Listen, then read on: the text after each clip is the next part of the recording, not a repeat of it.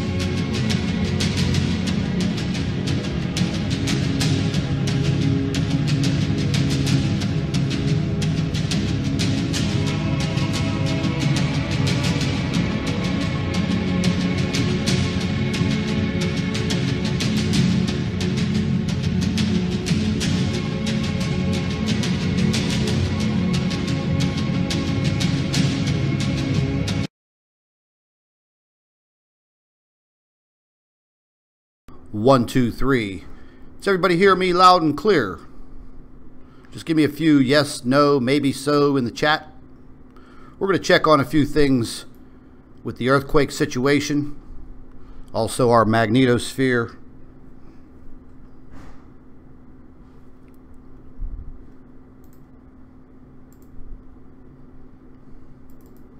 So let me make sure my sound level is up 100%. See how the earthquake situation's rocking and rolling around the globe.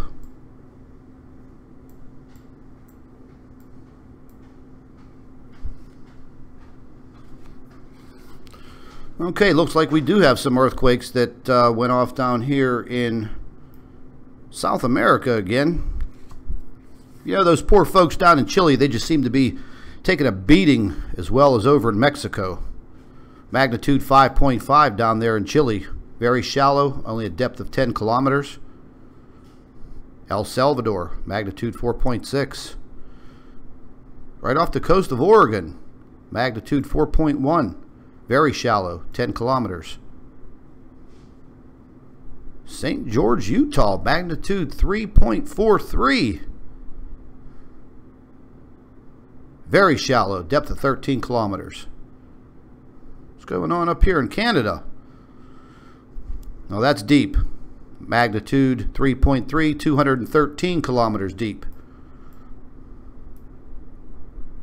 A lot of the earthquakes are missing on here. Magnitude 4.7 in China. Those poor folks over in China, they're taking a beating also with all of that bad torrential weather, rain, floods, you name it. 11 hours ago, Japan, magnitude 4.8. Most of the earthquakes are not listed on here. We'll take a quick look at the western coast of Mexico because a lot of the earthquakes are not listed on that particular map.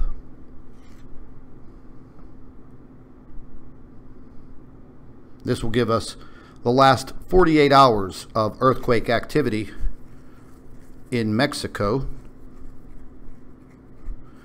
And as you can see, they're getting hammered all the way from Guatemala, halfway up past Mexico City, all along the western border.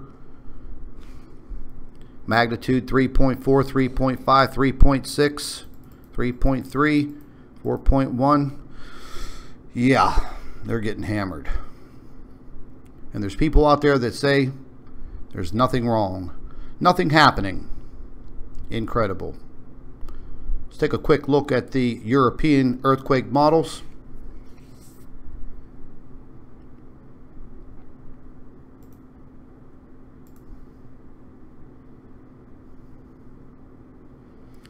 Well.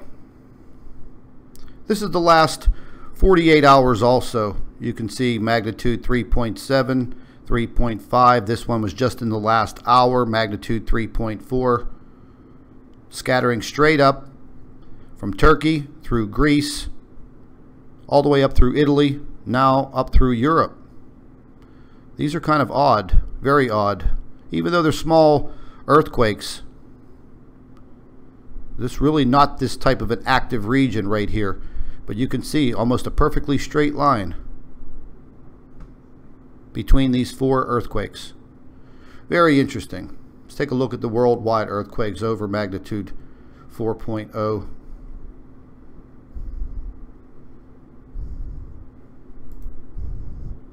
Magnitude 5.0. Scotia Sea. Okay, that is right near a fault line, 10 kilometers deep. Let's take a look at the map on this.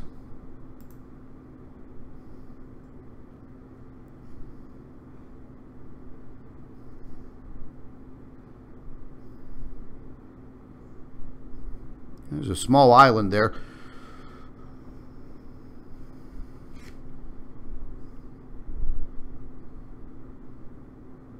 Yeah, this is right off of the northern tip or the southern tip, whatever you want to call it, down here in the Antarctic.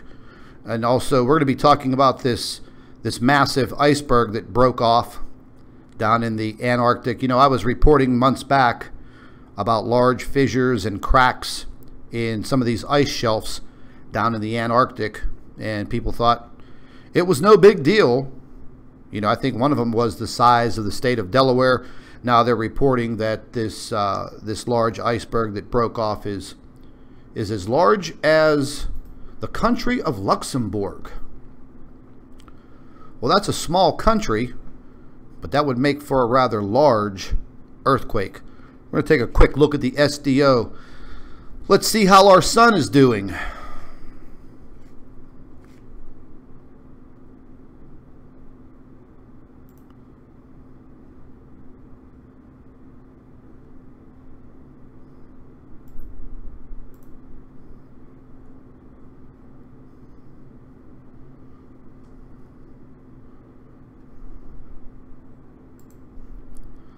So listen, ladies and gentlemen, you know, the live stream that I just ran showing all of you the discovery that we made yesterday, I know the opposition is already saying all kinds of, I don't even know, they're just making things up about the discovery yesterday.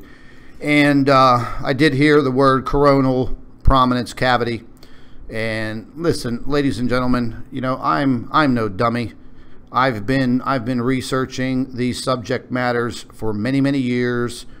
I loved Earth space science. I was very good in Earth space science. Look, I'm no astronomer, I'm no scientist, but I like to investigate and I like to dig deep. And I've got a good eye for things. And okay, now the sun's flipping around. They must be adjusting the cameras on the craft. We're not even going to mention anything about that. Definitely kind of odd. We've been seeing a lot of these adjustments with the SDO cameras. We do have a very large coronal hole south of the equatorial region of the sun, the equator of the sun, the imaginary line splitting the sun in two. Follow my cursor right here. And we're still a little worried, you know, about this large sunspot. I mean, if you take a look, just follow my cursor around this whole entire region. There's a lot of activity. Now, you will hear some people say that there's nothing to worry about. There's no harm done here, blah, blah, blah, blah, blah, until, you know, we get hit with a kill shot. You know, I mean, come on, people. Really? I mean, you're seeing flaring right there off of that sunspot that is, I mean, it's hard to measure, but that has to be hundreds of thousands of miles long shooting out of this sunspot. Look at that. We're going to take another view of this. But yeah, I was listening to some of the commentary by the opposition about the discovery yesterday, and they're already out there making their videos, but their videos are not credible. They don't have any credible information. They're just basically a pack of lies. And we knew that that was going to happen because each and every time we make a discovery, I mean, let's face it, this is what they do. They come out with their bogus debunking. And if any of you listen to the little mini Ice Age government shill, Mr. Lee Wheelbarrow, he was over there freaking out, jumping up and down, saying all kinds of things. That was a solar flare that came out of a coronal cavity. It had something to do with magnetism. And I mean, he was just making up every possible thing under the sun. And ladies and gentlemen, you can clearly see that sphere passed by the sun and through the corona. You know, then he was stating, oh yeah, they're over there saying that thing came right out of the sun. You know, no, that's not what we said. It came through the corona of the sun. It actually disturbed the corona of the sun as it passed by. You know, my philosophy, my theory, I believe one of these brown dwarfs, or possibly several of them, they are in tight orbits around the sun. They may be in, you know, short elliptical orbits, you know, something that we're not really used to seeing in our solar system. You know, most of our planets are pretty much on a flat plane. I mean, some of them do have inclinations, but we don't exactly know you know, what these, or how these brown dwarfs, or just one of them or several of them, we don't know how they're orbiting. I mean, that would be great if we did. But all of that information, I mean, you know, you would need access to a massive observatory and state-of-the-art equipment such as what the boys in blue over there at NASA have. But just taking a look at what's happening with this this sunspot, there is a lot of action on this sunspot. A lot. I mean, if you can see, if you can follow here, I mean, this looks like this filament did stretch very, very far off into this region. Not Earth facing, so definitely some action going on there. Yeah, there's definitely something wrong with the SDO.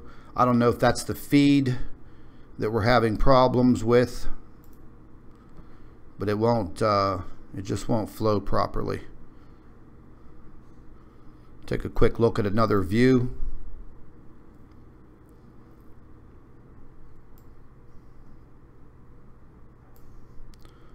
Now the footage that I did capture yesterday on the SDO of the spherical object passing through the corona, I am going to try to get a professional astronomer, possibly at one of the local universities, to take a look at it and give an opinion on it.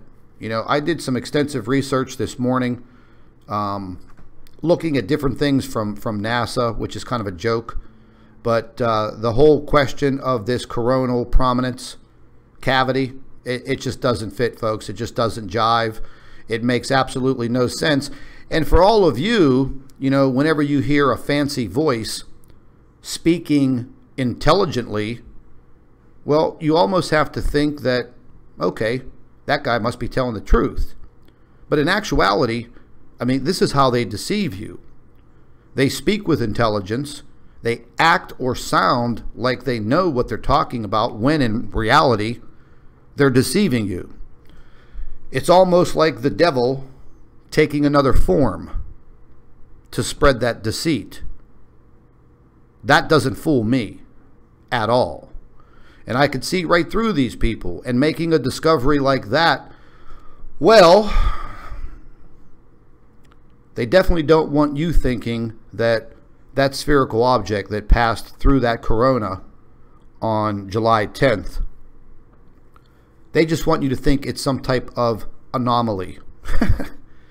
I don't know about that, folks. Didn't look like any anomaly to me.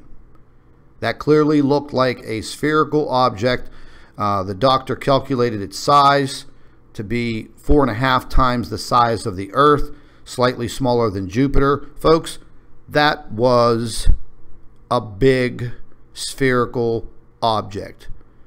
The only thing that I know of stellar objects that would be able to get that close to the sun would be another star. You know, there were comments out there, oh my, it would have blew up, it would have been catastrophic, it would have destroyed the Earth. All of those remarks are completely 100% false. They're wrong. But they just want to, you know, shade things over for you, so you start to cast doubt on the information that you're seeing. But the fact of the matter is, you know, I caught that object, we documented it, and that's what we're here to do.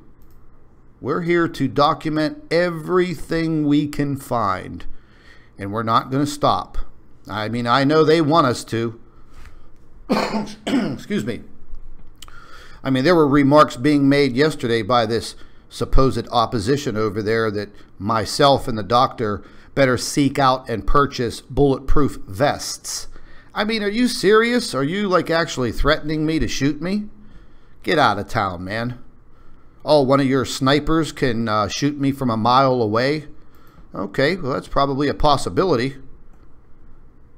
Why would you want to threaten someone with that type of violence if there was nothing to worry about? If this was just all entertainment, why would you want to take somebody out? Makes no sense. It adds more fuel and more credibility to what we're doing. Well, we see the magnetopause is actually kind of calm. Looks pretty calm. I'm going to go ahead and take a look at the solar wind and the magnetosphere real quick. And then later on, we're going to be talking about this big iceberg that dropped off the coast of the Antarctic.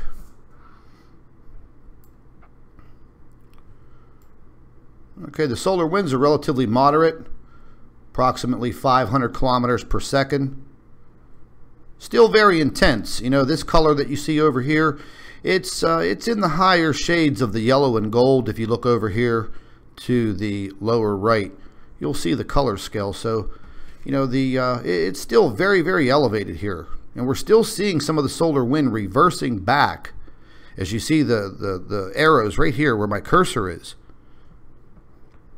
And they're definitely flowing back towards the Earth. Low plasma density here in the center. Not too bad, but I guess things can be much worse. Now, we're going to look at the predictor model because things are actually going to get a little sketchy in a few days. We're going to take a look at that also. Okay, once again, we're only looking at a very, very short amount of time here. I'm just going to go ahead and go back a little bit, see what we come up with.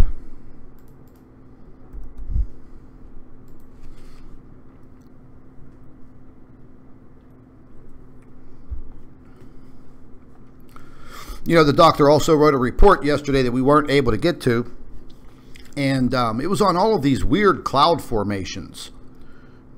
Now, I've been seeing many of them lately.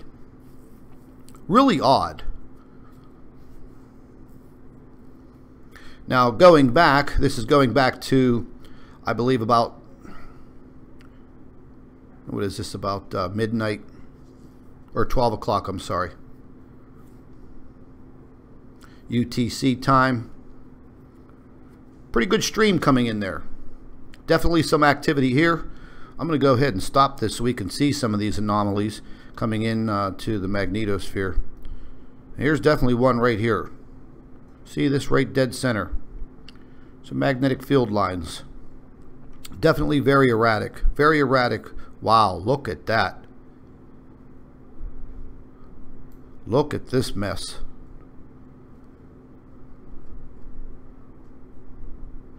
Yeah, definitely not good.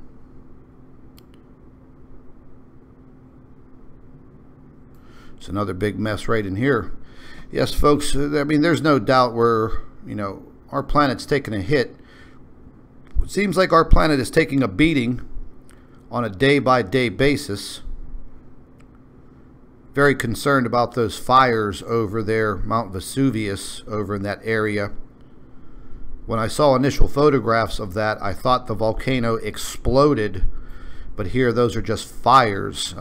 They were saying that the fires were not related to any type of volcanic eruption, thank God.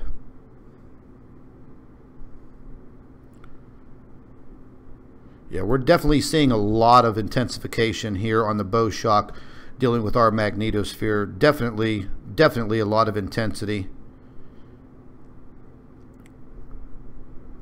You know, we're probably going to see some elevations in earthquake activity probably over the next couple of days. It may come sooner. It may come within the next 24 hours. We're going to take a real quick look at what's happening with our radiation level. Electrons here. Let's take a quick look.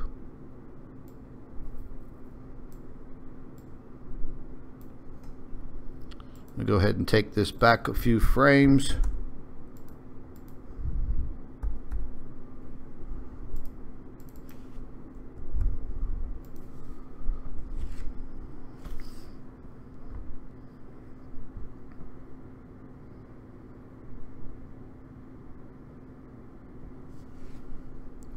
And once this loads, we'll get a good look at it. The other day, this whole entire region that you see here in yellow was all red. And if you look over here at the model's levels, yeah, we're having some definitely fluctuations in the bow shock. but relatively light radiation. But you can see it coming in. You can see the different shades.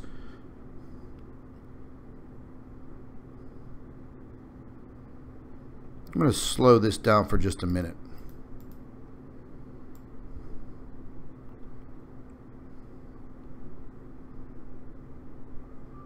Yeah, you can definitely see some fluctuations coming in right here, but relatively not too bad. Not too bad at all.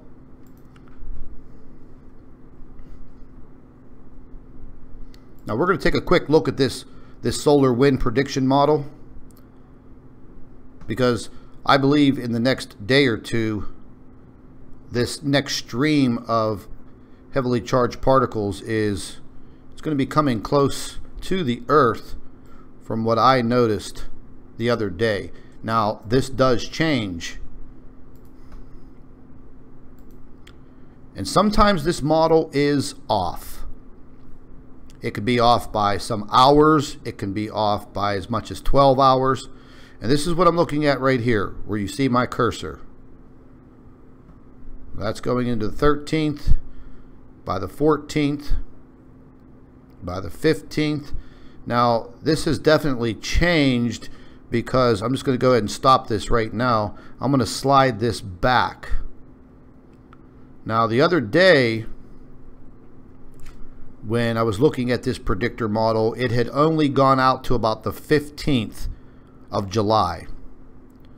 And this solar stream was already starting to connect with the Earth. So apparently they're getting some information that it is slowing down. And we saw that the solar winds were relatively low, 500 kilometers per second. That's actually kind of low. So we're moving into the middle part of the 14th, between the 14th and 15th of July, and we're going to be right in the low plasma density of this stream, the light blue, which is actually okay. That's a good thing. But as we move into the 15th, you could see this the green. Just look at the green part here. It's now skirting that side of the Earth on the 15th. Now, this is not precise. This is a predictor model, similar to what your weatherman uses whenever he tries to predict the weather. Now, moving halfway between the 16th and the 17th, you can see that the Earth is completely engulfed in that plasma. The density is really not that high. It's actually relatively low. But again, this is a predictor model. Any of this can change at any point in time. So I usually check this 2 or 3 times a day to see if there are any changes, any different readings. Now you can see the plasma density here on the 12th today. It gradually starts to go up. There's a small dip on the 15th, and then a steady rise, and it flattens straight out from the 15th all the way past through the 17th into the 18th. That's going to be a slightly higher elevation, so we're definitely going to have to keep watch on it. Now, something that's been happening that's kind of odd, as the plasma density goes up, the velocity of the solar wind goes down. And this right here, once again, it has just fallen right out of the bottom. And this is kind of odd. This is very, very odd. So again, you know, what we're thinking is that there is an opposing stellar wind that is actually slowing the solar wind down from the sun as it impacts the Earth. We feel that there is something off in the distance behind the Earth. And I'm not talking like behind the Earth, behind the moon. We're talking a very, very far distance away that is definitely affecting the solar wind, because these solar winds with those coronal holes, those solar winds should be up past 600, 700, 800 kilometers per second. As you can see right here on the 15th, I mean, it just completely bottoms out. Now, a few weeks ago, when they were calling for that stealth CME, it arrived, I mean, I don't know if it arrived days later, I forget, so much is happening. It arrived so late that, you know, you could actually get caught off guard by some of this. So we're going to be watching this very, very closely. I mean, this radial velocity should not be dropping out of the bottom like this. And the doctors examined this, you know, this opposing stellar wind before, and it is a little confusing because you don't expect the solar wind to just drop like that. You know, from 450 to 500 kilometers per second all the way down to possibly 300, 275 kilometers per second. That's very slow, very, very slow. Take a quick look at our X-ray view of the sun through the GOES satellite.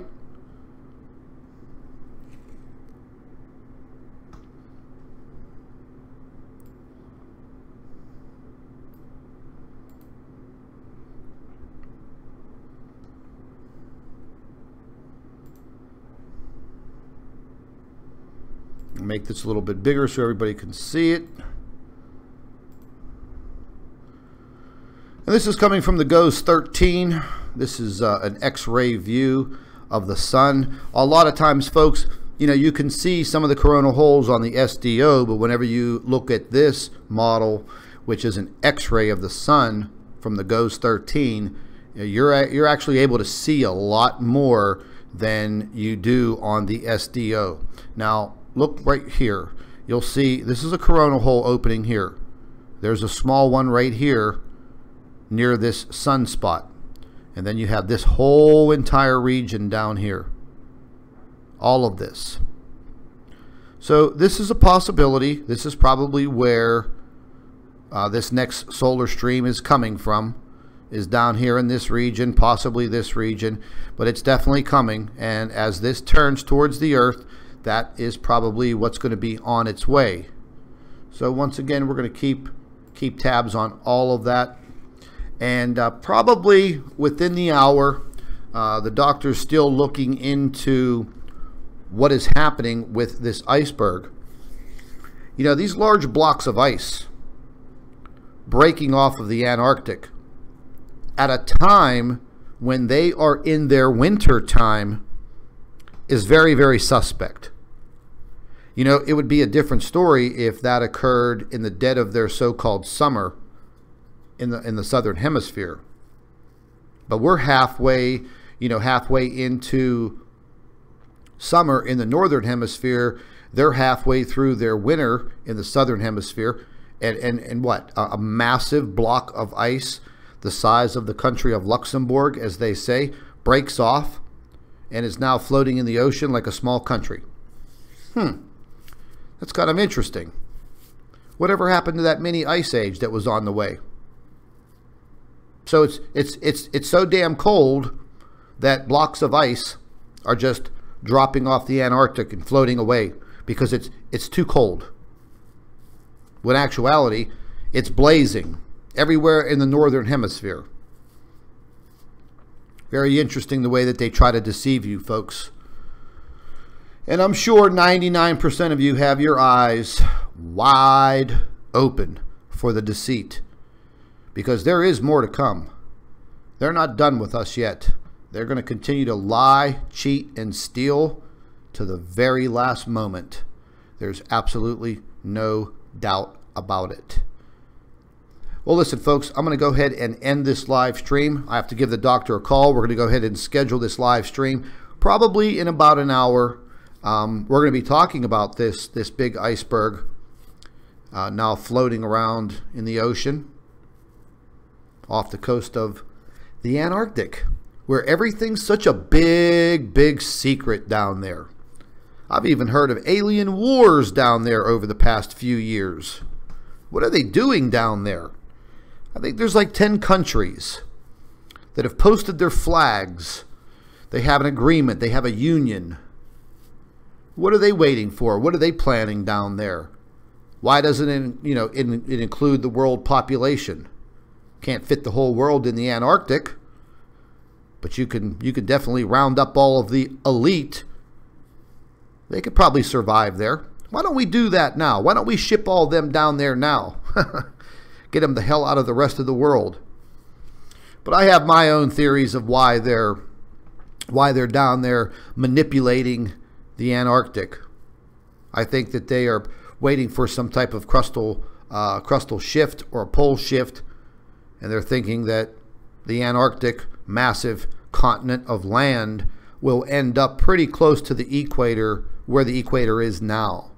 Therefore, melting over a period of years, rising sea levels, but even those rise in sea levels, there will still be a massive portion of land. And that's basically been untouched for, what, tens of thousands, hundreds of thousands of years.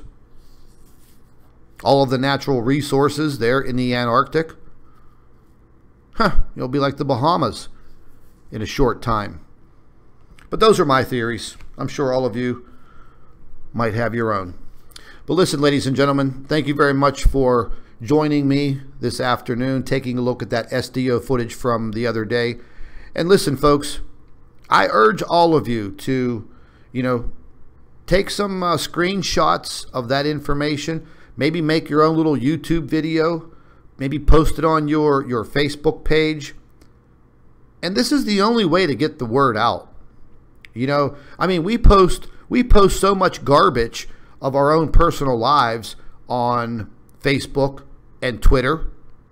But why not start posting something that's very important to you, your family, your well-being, and the rest of the world population?